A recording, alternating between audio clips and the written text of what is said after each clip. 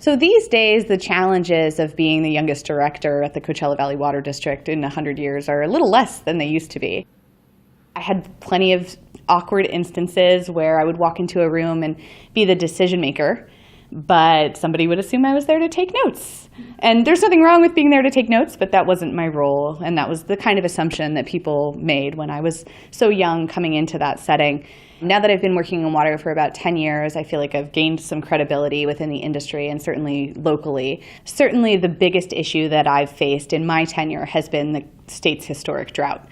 We were coming off of the tail end of what was the biggest drought in California history. We were really doing two things at the same time there. We were trying to comply with the regulations and do everything we could to get Coachella Valley Water District customers to save that 36% requirement that we got from the state.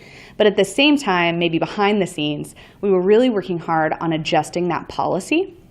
And so one day my son came home from kindergarten and said, "You know, Mom, I want to play hockey." And I thought, sure, okay. And I, who knew nothing about hockey at the time, became the team manager. So hockey's become a really big part of our lives, and we're really, really fortunate here in the Coachella Valley to have some excellent hockey programs and really, really outstanding coaches.